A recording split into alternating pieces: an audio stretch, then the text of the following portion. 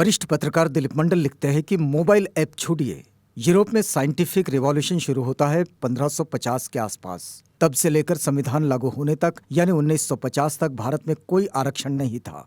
दुनिया में बड़े बड़े आविष्कार हुए। भारत में एक जाति के पास पढ़ने लिखने ज्ञान पाने का एकाधिकार था। सिर्फ उन्हीं के लिए गुरुकुल वगैरह थे। हालांकि अंग्रेजों के आने के बाद शिक्षा के कुछ द्वार अन्य जातियों के लिए भी खुले, फिर भी वर्चस्व तो ब्राह्मणों का ही कायम रहा।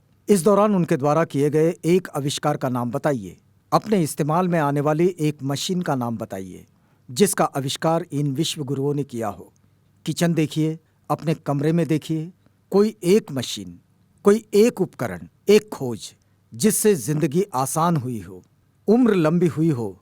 बताइए, क्या आपके रसोई घर में कोई भी उपकरण है जिसका आविष्कार भारत में हुआ है? Gas, lighter, exhaust fan, cooker, microwave, OTG, mixer grinder, water purifier, bulb, electric chimney.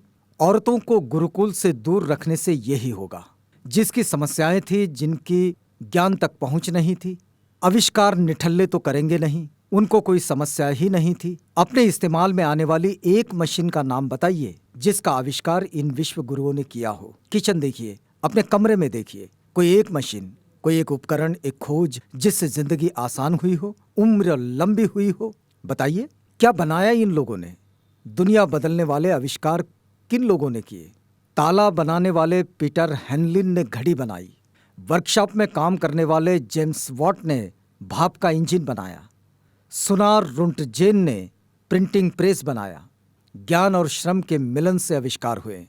Bharat में जन्मजात ज्ञान वाले सबके सिर पर बैठ गए और श्रम करने वाले नीच मान लिए गए।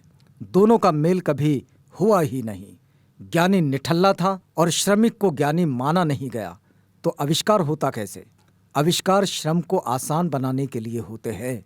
श्रम न करने वाले आविष्कार नहीं कर सकते। जहां कहार नाम की जाति हो, वहां कार का आविष्कार नहीं हो सकता।